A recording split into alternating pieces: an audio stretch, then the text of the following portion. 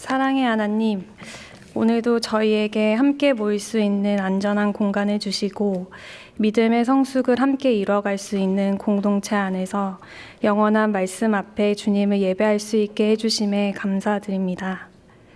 주님, 저희는 불안한 미래를 마주하며 청년의 때를 살아가고 있습니다. 그래서 저희에게 누리고 나누라고 주신 것들에 매몰되고 쉽게 마음이 흔들립니다. 주님을 잊고 지낸 지난 한 주를 돌아보며 회개하오니 저희를 불쌍히 여기시고 용서하여 주시옵소서. 부족함이 많지만 저희가 더 나은 것을 달라고 기도하는 것을 넘어서 이미 주신 복을 헤아릴 수 있게 하시고 저희에게 허락하신 각자의 환경에서 청지기의 역할을 감당하는 성숙한 그리스도인이 되기를 기도합니다. 그래서 위로받기보다 먼저 위로하고 이해받기보다 먼저 이해하며 사랑받기보다 먼저 사랑함으로써 예수님을 닮아가게 기도합니다. 한국은 정치적 이념의 충돌과 사회적 갈등 속에서 격변의 시대를 지나고 있습니다. 때로는 이 상황 속에서 주님의 빛이 희미해지는 것 같기도 합니다. 그러나 말씀과 역사 속 수많은 인물들을 통해 더딜지라도 진리는 항상 승리한다는 섭리를 보여주셨습니다. 나와 너, 우리 모두의 하나님이신 주님께서 오늘도 가장 평범한 사람들을 통해 세상의 변화와 생명의 구원을 이끌어 가심을 믿으며 저희의 하루를 신실하게 살아낼 수 있기를 기도합니다. 오늘은 성령 강림 주일입니다. 성령님의 인도하심을 따라 100여 년 전 가난한 조선 땅에 삶을 던져 사랑을 실천한 선교사들과 순교자들의 정신을 기억합니다. 저희 100주년 기념교회가 그 숭고한 정신을 이어갈 수 있기를 기도하며 저희 한 사람 한 사람이 주님께서 거하시는 성전으로 지어져 가기를 기도합니다. 오늘 저희의 예배를 받아주십시오.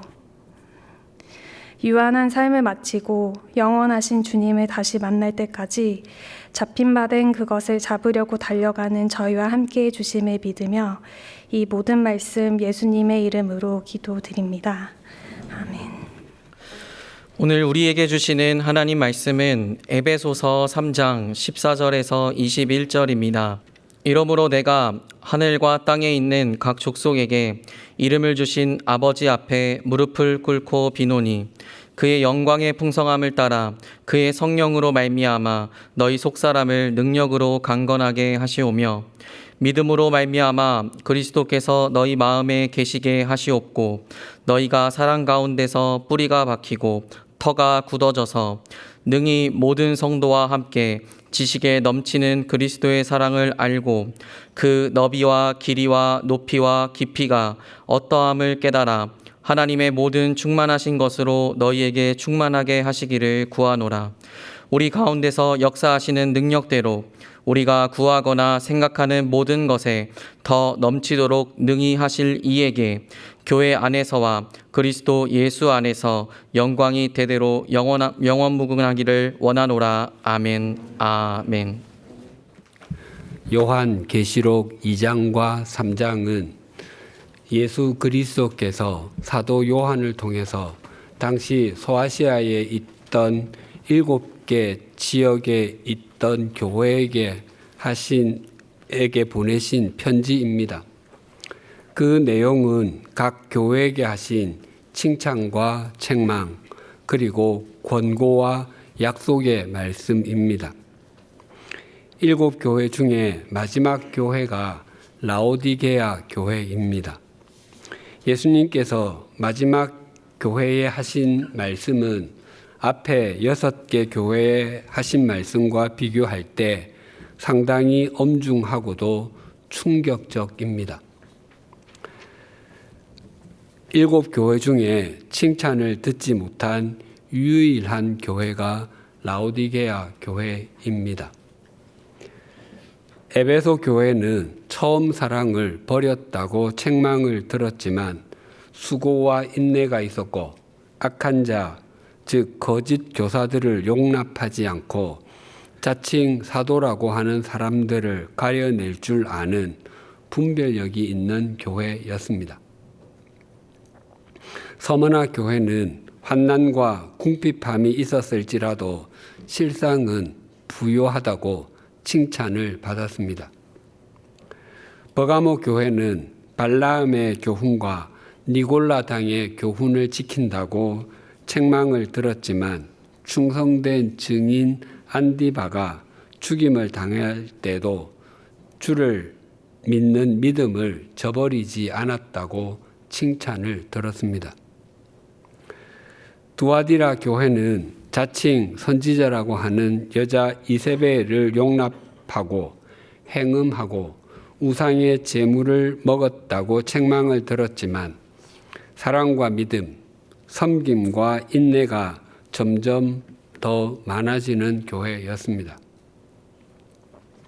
사대 교회는 살았다 하는 이름을 가졌을지라도 죽은 것과 같다는 책망을 들었지만 그 옷을 더럽히지 않고 흰 옷을 입고 주님과 동행하는 소수가 있다고 칭찬을 들었습니다.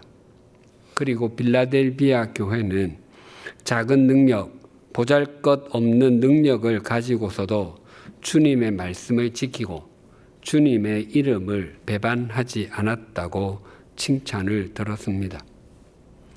7교회 중에 2교회, 서머나 교회와 빌라델비아 교회는 칭찬만 듣고 책망은 듣지 않았습니다. 그런데 예수님께서 라오디게아 교회에게는 아무런 칭찬의 말씀을 하지 않으셨습니다. 라오디게아 교회에는 사람들의 신앙을 혼란스럽게 하는 거짓 교사나 자칭 사도, 자칭 선지자라고 하는 사람도 없었습니다.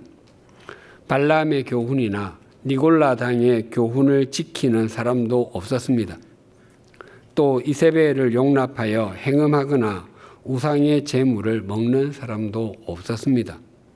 하지만 주님의 칭찬도 없었습니다. 라오디게아 교회는 당시 소아시아에 있던 그 어떤 교회보다도 부유하였습니다. 그들도 라오디게아 사람들처럼 의류 산업과 의료 사업에 뛰어들어서 부유하게 되어서 부족한 것이 없는 것처럼 보였습니다. 그리고 다른 지방에 있는 그리스도인들은 잘 입을 수도 없는 명품 겉옷, 튜닉을 입고 예배를 드렸을 수도 있습니다. 그래서 그들 스스로도 나는 부자라 부요하여 부족한 것이 없다라고 생각하고 있었습니다. 하지만 예수 그리스도께서의 눈에는 그들은 공고하고 가련하고 가난하고 눈멀고 벌거벗은 상태로 보였습니다. 그럼에도 예수 그리스도께서는 라오디게아 교회를 사랑하셨습니다. 그래서 그들에게 이렇게 말씀하셨습니다. 요한계시록 3장 20절이 이러합니다. 볼지어다 내가 문 밖에 서서 두드리노니 누구든지 내 음성을 듣고 문을 열면 내가 그에게로 들어가 그와 더불어 먹고 그는 나와 더불어 먹으리라. 이 구절은 그리스도인들에게 아주 익숙한 말씀이지만 또한 이 말씀에 대한 오해도 있습니다. 흔히 불신자에게 예수 그리스도를 개인의 구세주로 영접하도록 전도할 때 이 말씀을 보여주곤 합니다. 특히 그리스도께서 우리 인생의 문 또는 마음의 문을 두드리고 계시는데 그 문은 안쪽에만 손잡이가 있어서 당신이 문을 열지 않으면 그리스도께서는 당신 안으로 들어가시지 않는다며 마음의 문을 열도록 결단을 촉구합니다. 이와 같이 설명하는데 큰 역할을 한 것이 있다면 19세기의 영국의 화가 윌리엄 홀만 헌터의 세상의 빛이라는 그림일 것입니다.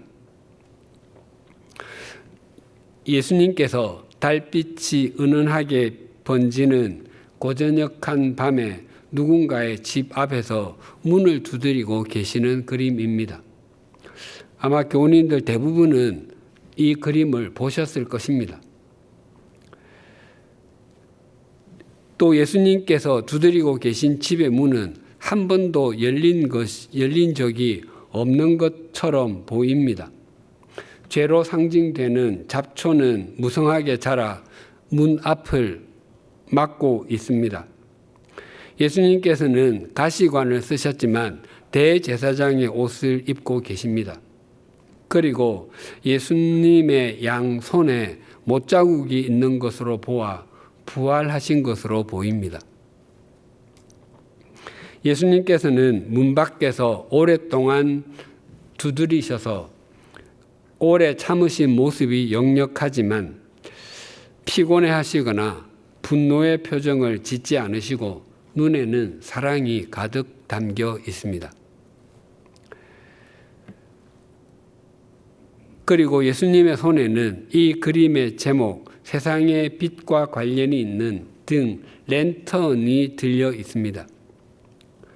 그리고 그 그림 아래에 성경 구절이 적혀 있는데 요한계시록 3장 20절입니다. 죄와 죽음의 그림자가 짙게 드리워진 이 세상에 빛으로 오신 예수님께서 사람들의 마음의 문을 두드리고 계신다는 것을 형상화한 그림입니다. 그래서 많은 그리스도인이 이 말씀을 불신자에게 회심을 촉구할 때, 그리고 그 회심에 대한 최종 결정권이 인간에게 있음을 말할 때 인용하곤 합니다. 그러나 이 말씀은 불신자에게 예수 그리스도를 구세주로 영접하도록 권하기 위해서 주신 말씀이 아니라 라오디게아 교회에게 주신 말씀입니다. 즉 이미 그리스도인이 되었음에도 라오디게아적 욕망을 이루는 것이 성공이라고 생각하고 라오디게아적 가치관의 옷을 입으면 명예를 얻는 것이라고 여기며 라오디게아적 삶의 눈을 뜨는 것이 지혜를 터득하는 것이라고 오해하고 착각하며 사는 사람들에게 주신 말씀입니다. 그래서 차지도 아니하고 뜨겁지도 아니하며 미지근한 것에 눌러앉아 있는 사람들에게 그런 삶의 마침표를 찍고 주님으로 부요하고 주님으로 옷 입고 주님의 눈뜬 그리스도인이 되기를 바라는 주님의 간절함이 담긴 말씀입니다. 그런데 예수님께서 문을 두드리시는 이유가 우리가 문을 열면 주님께서 우리 안으로 들어오셔서 더불어 먹기 위해서라고 하십니다. 즉 주님께서 우리 안에 계시고 우리가 주님 안에 있어 더불어 사는 것입니다. 우리말에도 하루 세끼 식사를 나타내는 아침, 점심, 저녁이 있듯이 헬라어에도 아침, 점심, 저녁 식사를 표현하는 말이 동일하게 있습니다. 아침을 아크라티스마라고 하는데 이것은 마른 빵 한 조각을 포도주에 찍어서 급히 먹는 것입니다. 마치 시리얼에 우유를 부어서 먹거나 토스트 한 조각에 커피 한 잔을 마시는 정도입니다. 점심은 아리스톤이라고 하는데 이것은 집에서 싸온 도시락을 광장이나 가로수 아래 또는 도로가 등에서 먹는 것입니다. 마치 학생이나 직장인이 점심시간에 싸온 도시락을 먹거나 구내식당에서 라면과 김밥을 사 먹는 정도입니다. 저녁은 데이프논이라고 하는데 이것은 아침처럼 급히 먹는 식사도 아니고 점심처럼 길가나 나무 그늘에서 대충 먹는 식사도 아닙니다. 하루 일과를 마치고 집 안에서 여유를 가지고 이야기꽃을 피우며 먹는 잘 차려진 식사입니다. 주님께서 말씀하시는 내가 그에게로 들어가 그와 더불어 먹고에서 먹다가 데이프네오인데 만찬을 들다의 의미입니다. 밥을 함께 먹는 것은 단지 배를 불리는 행위가 아닙니다. 밥을 함께 먹는 것을 통해서 너와 내가 한 공동체의 일원이고 한 가족이 되는 것을 확인하게 됩니다. 그래서 우리말로 가족을 식구, 밥을 같이 먹는 사람이라고 합니다. 교회는 사람의 뜻이나 세속적 가치관을 더불어 먹는 공동체가 아니라 주님과 더불어 먹는 사람들의 모임입니다. 그런 사람이 진정으로 그 마음과 삶에 주님을 모신 사람입니다.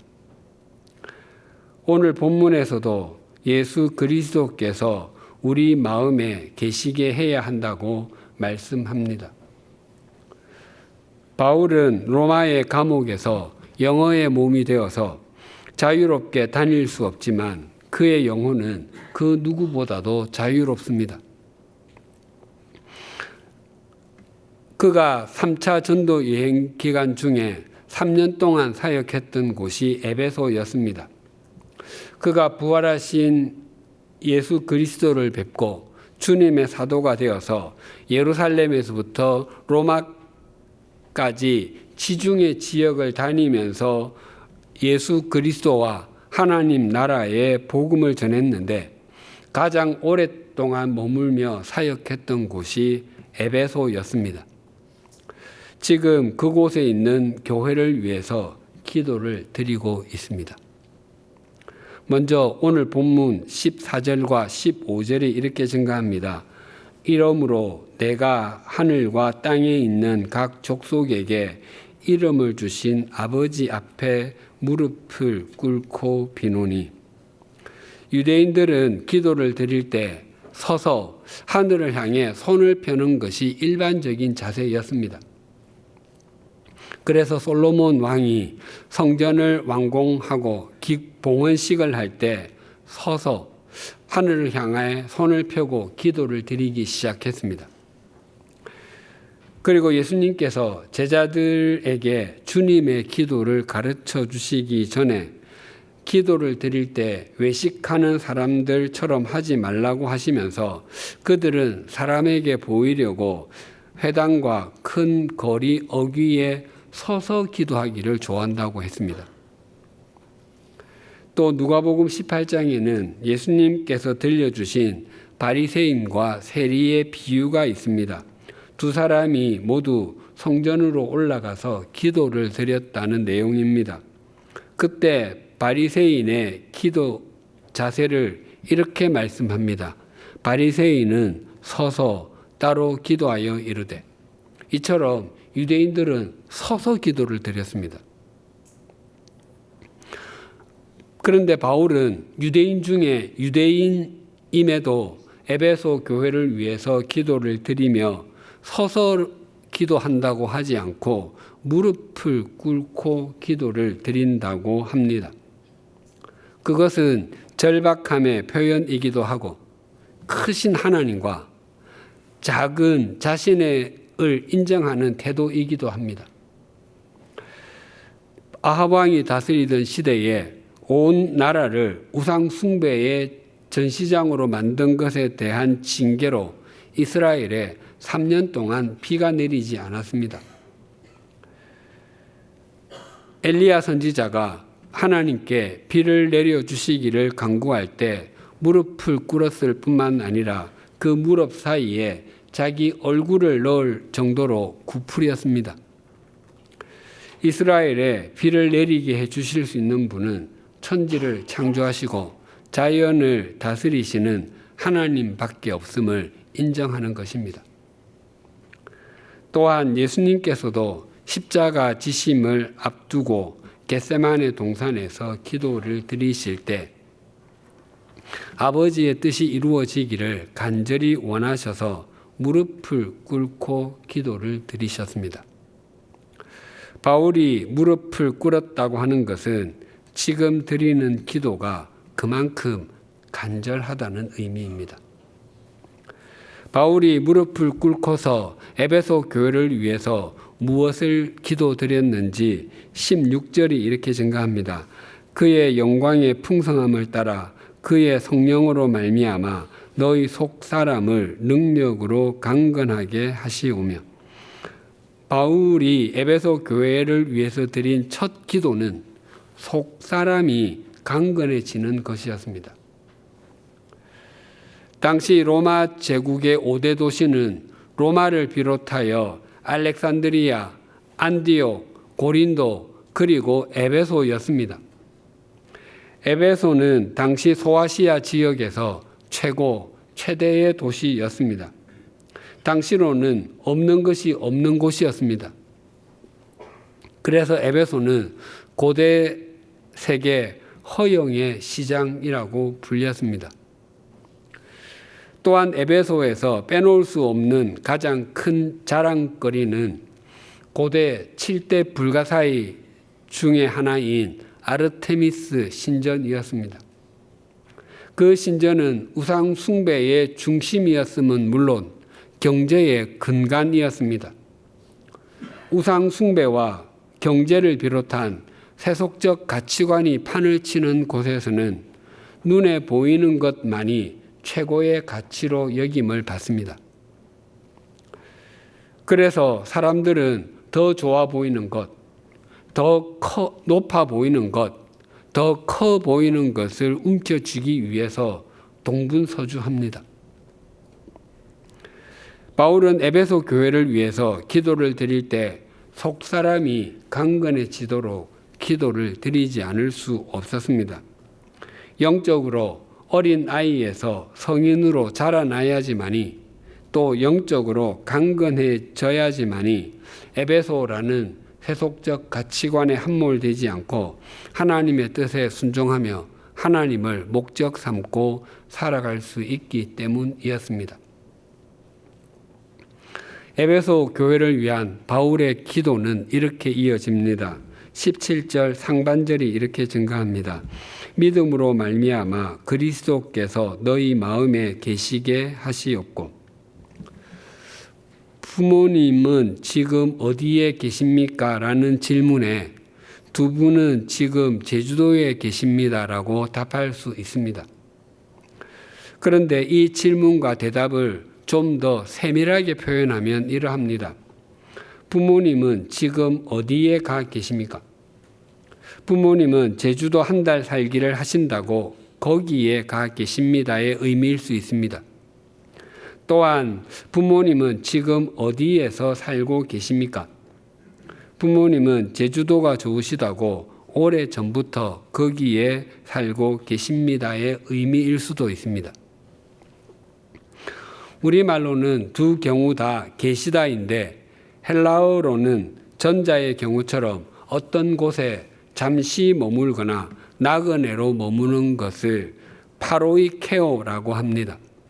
반면에 후자의 경우처럼 어떤 곳에 영구히 거주하거나 주인으로서 머무는 것을 헬라어로 카토이케오라고 합니다. 본문 18절 상반절의 계시다는 카토이케오입니다. 바울은 예수 그리스도께서 당신의 주소지를 우리 마음에 정하시고 그 거주지의 주인으로 살게 하시도록 해야 한다는 것입니다. 계시록 3장 20절에서 22절이 이러합니다. 볼지어다 내가 문 밖에 서서 두드리노니 누구든지 내 음성을 듣고 문을 열면 내가 그에게로 들어가 그와 더불어 먹고 그는 나와 더불어 먹으리라. 이기는 그에게는 내가 내 보좌에 함께 앉게 하여 주기를 내가 이기고 아버지 보좌에 함께 앉은 것과 같이 하리라. 귀 있는 자는 성령이 교회들에게 하시는 말씀을 들을지어다. 귀 있는 사람은 성령께서 교회들에게 하시는 말씀을 들으라라고 말씀하십니다. 라오디게아 교회는 당시 소아시아에 있던 그 어떤 교회보다도 부유하였습니다. 소아시아에 대지진이 일어났을 때 로마 황제의 도움을 받지 않고 스스로 일어날 수 있을 정도로 부를 가졌다고 생각했습니다.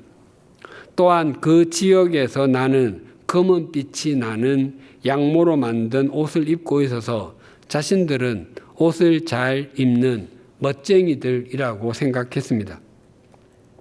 또한 약효가 뛰어난 안약의 주 생산지이기도 했습니다.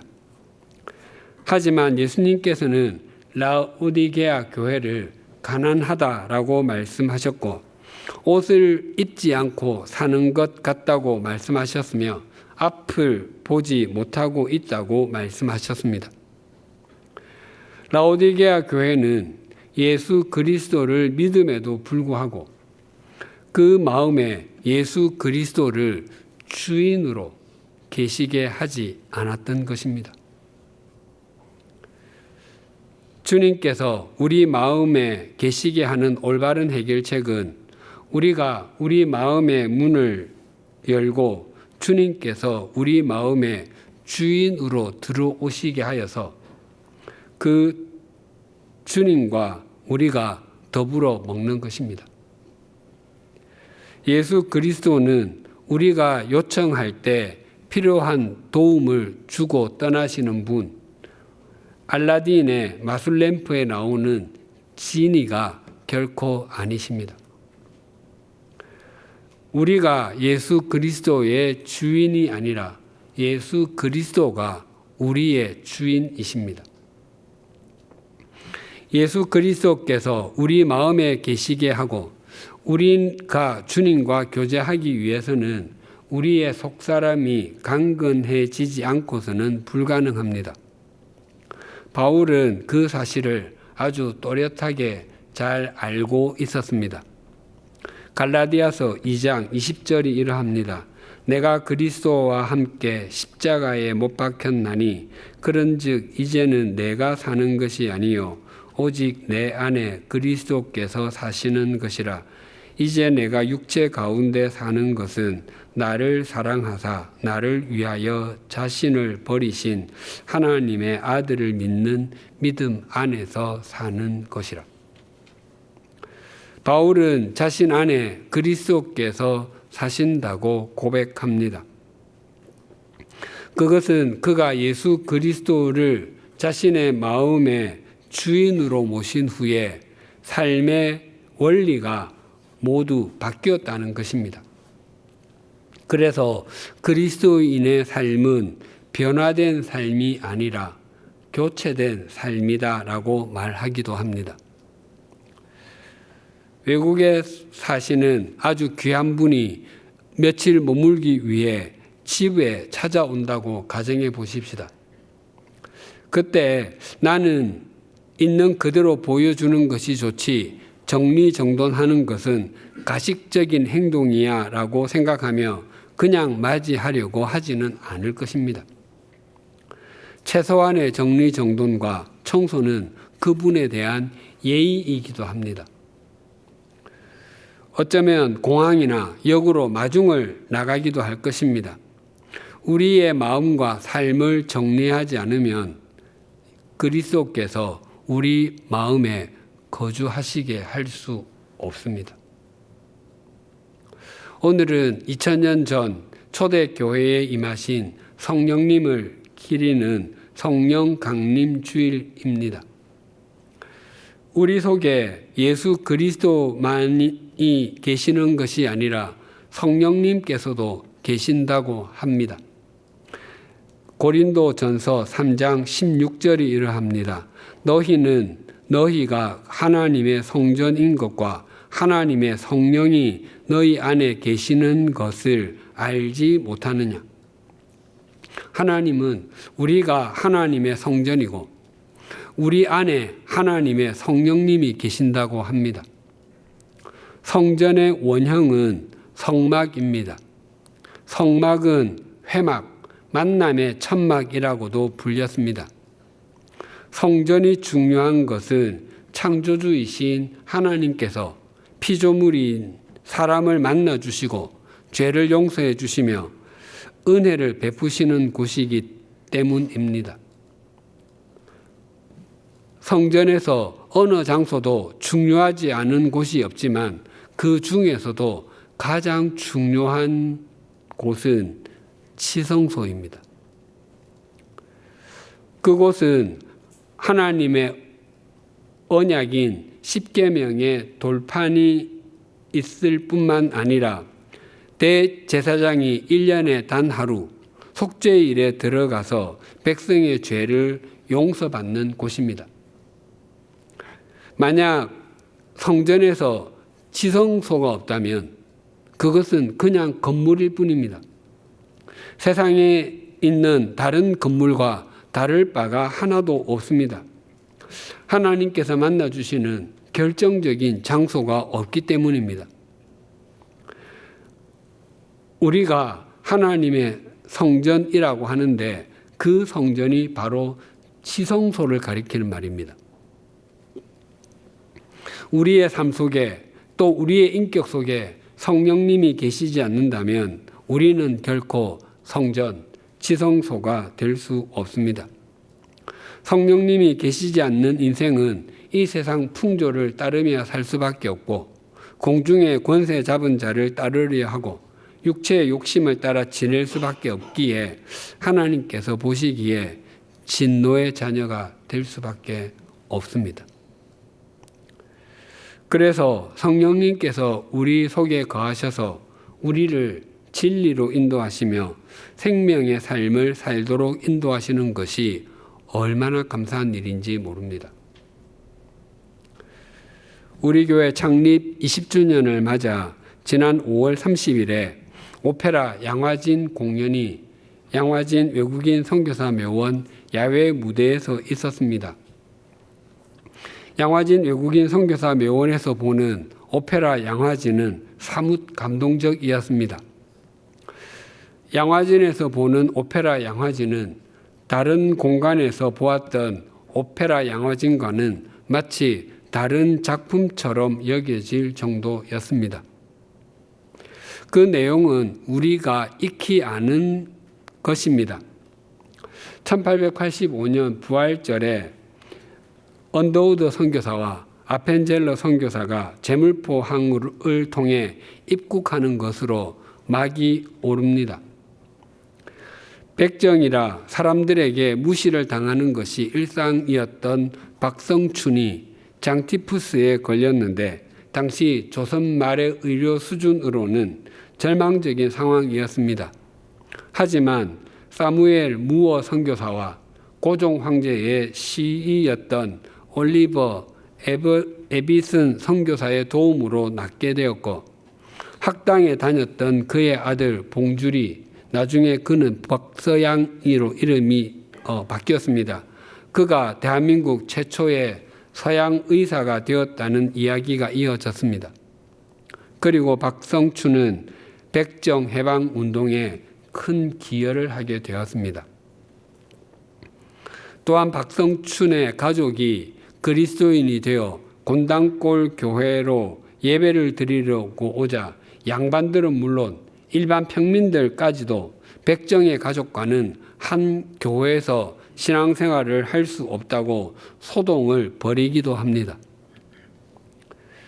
그리고 아펜젤러 선교사가 목포에서 열리는 성경 번역자 회의에 참석하기 위해 배를 탔다가 선박사고를 만나 함께 탔던 여학생을 구하고 순직한 이야기와 무어 선교사의 죽음을 담담하게 보여주었습니다.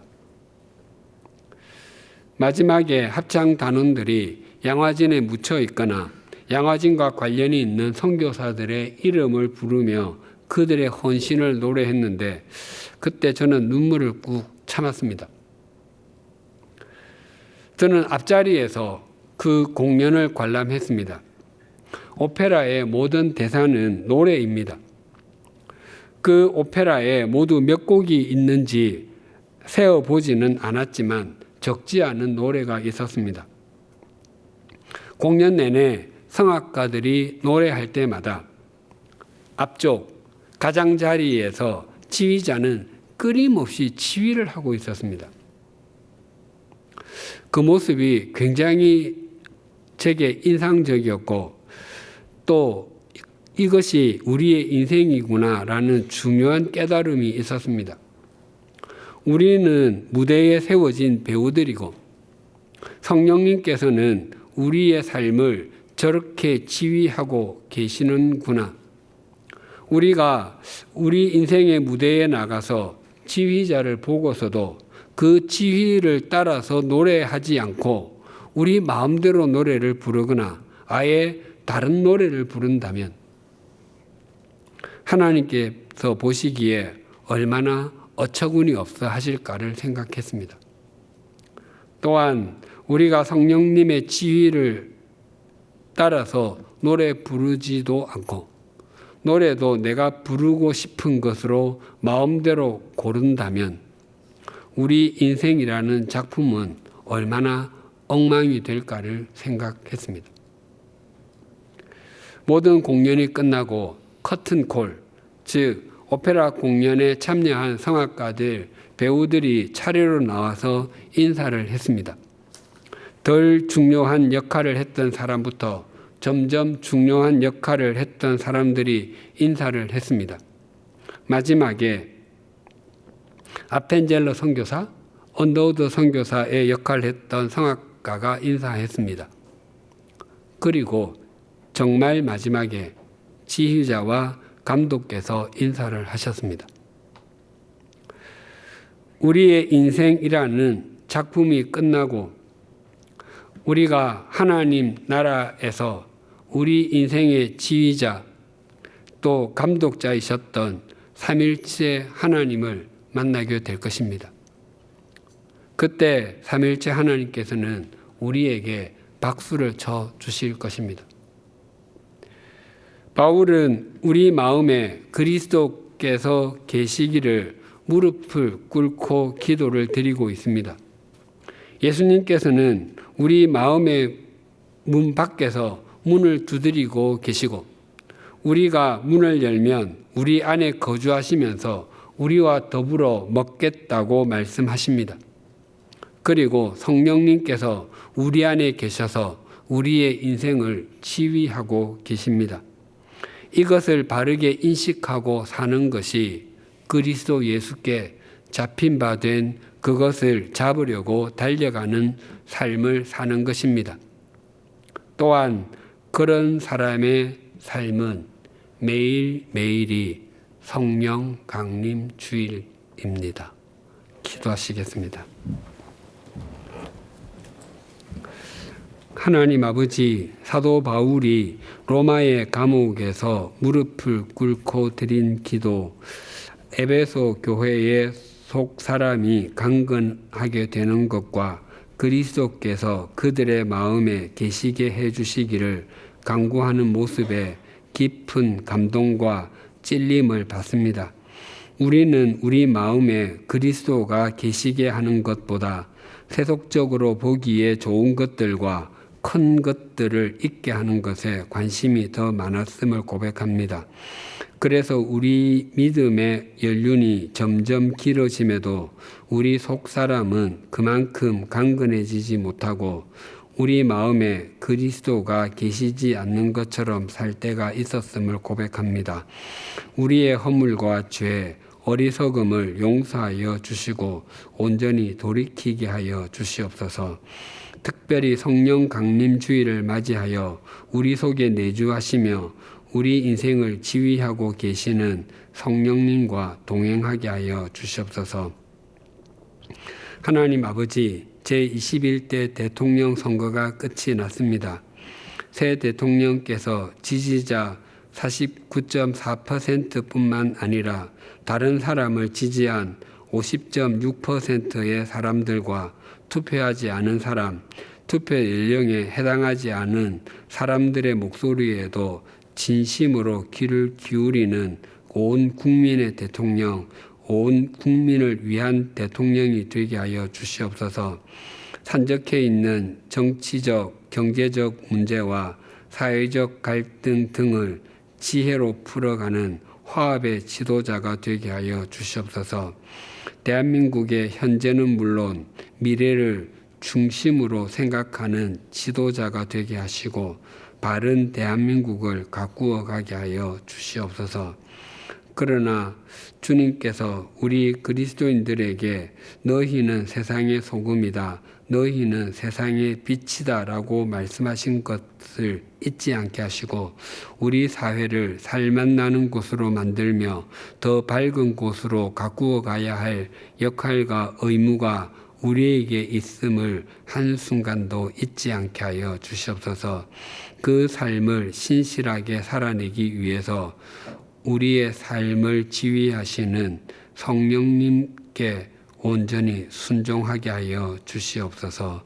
예수님의 이름으로 기도드립니다. 아멘.